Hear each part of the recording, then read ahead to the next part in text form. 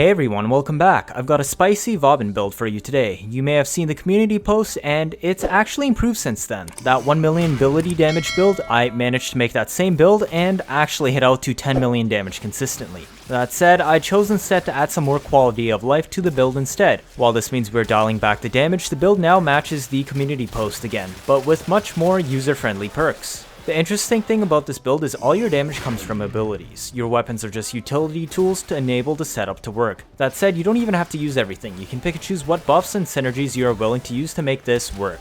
Today I'm going to show you the full extent of the build, and it's quite sustainable. In fact, I'm confident that the build is endurance and level cap viable. So let's get started, shall we? Vauban, the Trap Master.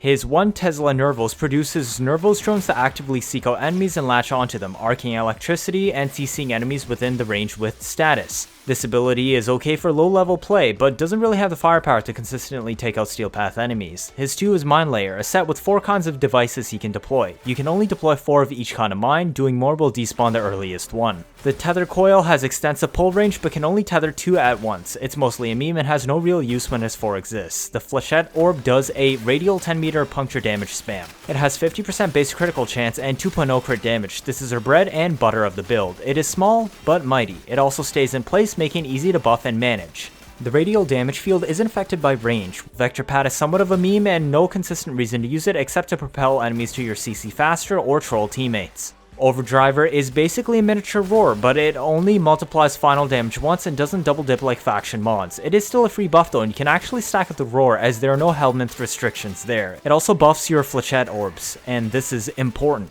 Her 3 is Photon Strike. Again, this ability works well against fodder and armorless units, but because it is base blast, it is useless against armor when present, and also has no relevant scaling because it can't crit or proc any status. We're gonna subsume over this slot. His 4 is Bastille. By default, holding his 4 instantly makes a vortex and draws enemies in. If you tap it, it makes a stasis field instead and suspends enemies within it. If you let a stasis field run its full duration, it will collapse into a 3-second vortex when it expires. The stasis field permanently strips a percentage of the total armor per second from enemies within the field. This will enable the Flechette orbs to do their work better. However, the armor strip does not work if a vortex is ragdolling them, so we will only be using Bastille in this setup.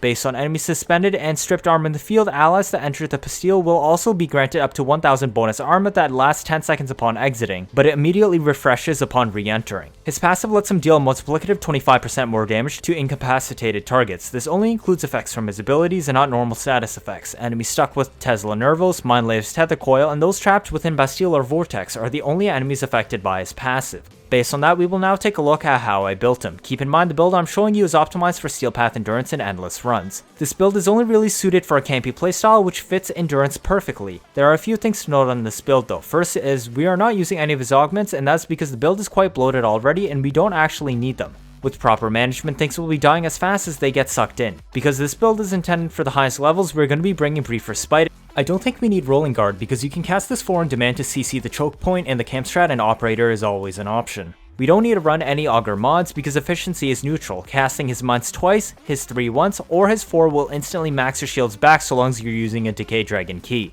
Alternatively, you can run Augur Reach instead of Tech Collateral for a little bit more coverage on the armor strip as 4 at the cost of losing half your damage on your Flechette orbs. That said, they are so powerful, this is actually a legitimate option and doesn't have that many drawbacks. This video is a full loadout setup and not just a frame build, so you will see other augur mods on our primer later. Speaking of the primer, it is also entirely optional and basically just makes a difference between killing things instantly or 1 second later. Okay, back to the build. For a build focused around CC and dragging enemies into our meat blender, we want as much range as we can reasonably fit so that the armor stripping is easier. I only managed to squeeze out 160% on this build, but if you want more and don't need Tech Collateral, you can run Augur Reach instead. Now you may be wondering why Tech Collateral is even on the build in the first place. All the firepower from this loadout comes from Vauban's Flechette orbs. There are a few ways to buff their damage consistently. Tech Collateral is capable of doing so and is also one of the extremely rare ways of boosting crit damage of an ability, essentially doubling your damage output. You may also notice the tech set bonus is maxed out. This will produce a large area to stand in and be active almost permanently. This is a camping build and this makes standing in it very reliable. We can also buff the base damage of Flechette orbs this way. This will be done with Vigorous Swap and Arcane Arachne, both are very easy to set up in camping strats. This effectively gives us a 350% base damage increase to them, multiplying our total damage output by over 4 times. To back this all up, you do want a decent amount of strength. I've opted for Blind Rage alone to save slots. I still need Streamline, but I'd rather take an efficiency hit instead of duration from Transient plus Umbral Intensify. Prime Continuity and Constitution push your duration higher, making ability rotations much more manageable. Your Flechette will last 46 seconds, and your Bastilles will last 27 seconds each. With all this utility comes the high energy cost. This is sustained by running Prime Flow and Arcane Energize. While the cost is high, the kills per second should also be high, so you should be able to recoup the cost easily. You can even bring Zeneric if you want for Energizing Dash and Energy Pulse. Your melee on this build is just a bonus stat stick and not really used for killing anything, so let's go over his 3. I actually subsumed Nourish over the slot, which is Grendel's ability. Why, you may ask? Unlike the other elemental infusion abilities like Shock Trooper, Freeze Force, Fireball Frenzy, etc., which require an augment to function and collectively also can't buff abilities, Nourish doesn't need an augment to do this, and consequently does buff abilities. Nourish infuses our Flechette orbs with toxin damage. The orbs don't have too much status, so the toxin DOTs here are of somewhat limited use. That said, this is the easiest way to get toxin on them. It also doesn't end here. Let's take a look at the rest of the loadout.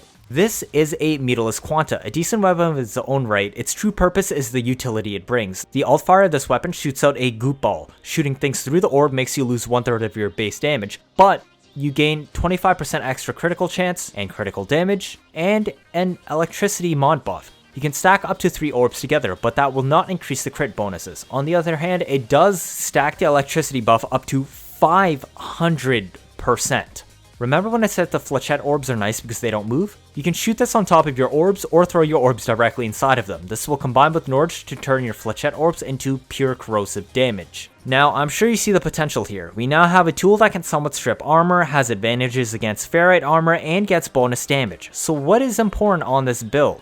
The only essential mod here is Bursting Mass. This gives the Alt-Fire orb punch through so it doesn't instantly detonate on contact with the surface, and allows you to shoot it onto the floor at your orbs or throw your orbs into it. When it expires, it will also explode and do 50 to 100k damage in 15 meter radius from the Flechette orb damage all stored up. The optional mods, Split Chamber and Vigilante Armaments rank 0. Why rank 0? Remember how I said you only stack 3 orbs with this Riven setup. If you put more orbs on the same spot, it will actually push them away, meaning it is no longer in your Flechette orb and you aren't getting the electric and crit bonuses, meaning you aren't doing corrosive damage. Honestly, I'll admit it's strong even as pure toxin, but the meterless Quanta gives so much free damage for Steel Path that it turns it into a joke. I was lucky to find a Riven with near exact 100% multi-shot, so I can basically shoot 3 stacked orbs by default 99.1% of the time. 0.9% of the time, I will shoot 4 instead and push them away and awkwardly lose the orb stacking for our orbs, but I can live with that. If you don't have a Riven with the multi-shot, you can either run Split Chamber and rank 0 Vigilante Armaments and just live with always shooting double stacked orbs, which means you can only shoot it once, or you can run no multi-shot at all and shoot 3 times to stack it to get 3 combined orbs for the max electricity bonus.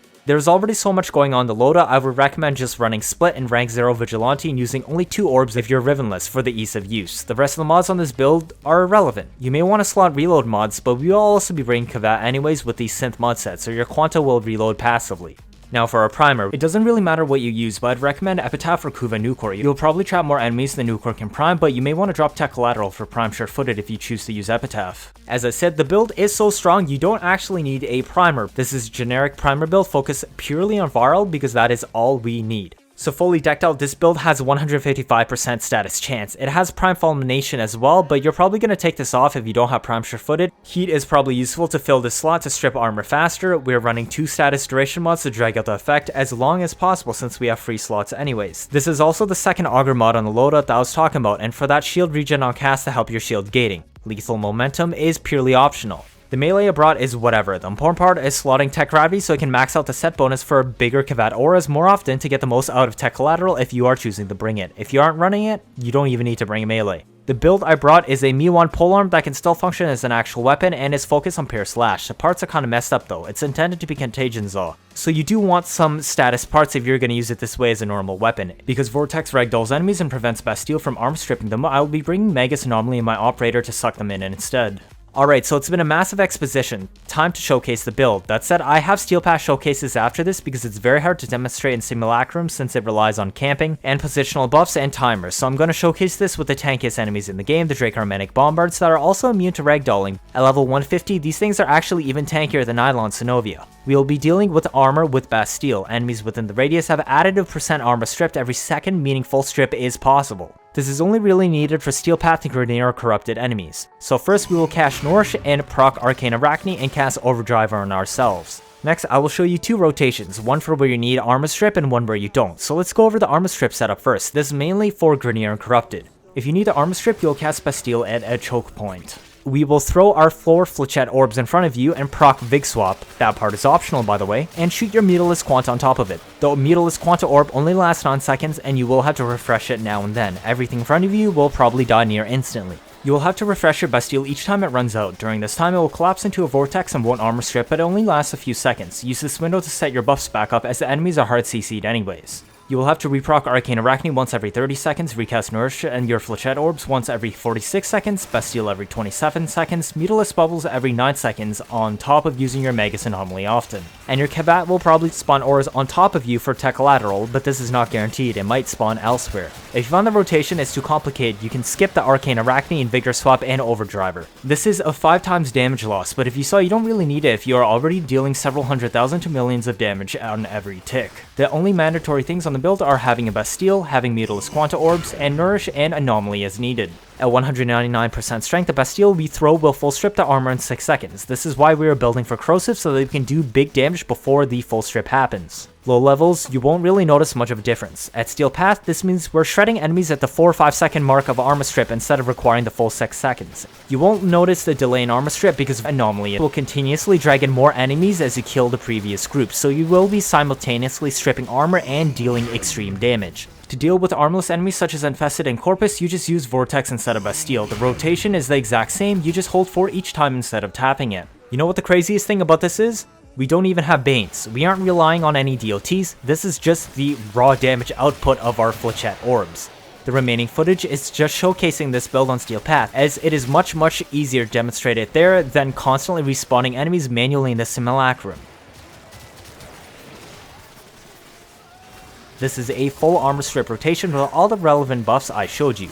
It gives your finger something to do with to keep you occupied and not bore you out on a camping strat. That said, I did mention you can drop Overdrive or Vigor Swap and Arcane Arachne from the rotation if it is too much for you. And that's it. This is a Mimi Flechette Orb nuke build that came up yesterday that slowly pieced together. It's surprising how many things actually interact with them, and there are even more ways to butt them further, but I tried to take just the most direct and strongest methods to showcase here. I'm certain some of you camping players will have plenty of fun with this one. Feel free to let me know how it goes. What I like the most about the build is the amount of customization it allows and the excessive damage allowing you to pick and choose which buffs you are willing to set up if you want to dial back. If this is your first time watching, feel free to leave a like or better yet subscribe. Let me know your thoughts down in the comments. 79.5% of you are not subscribed. I'm trying my best to get you new information out always as soon as possible, like I've done with covering the Tempest story. Stick around if you want to see interesting memes and builds on a nearly daily basis. I'm also preparing to get you the info first once the Sisters of Parvos mainline drops. You don't want to miss out on that day 1 Ureli content, do you? That'll be it for this video. Thank you all for watching and see you all next time.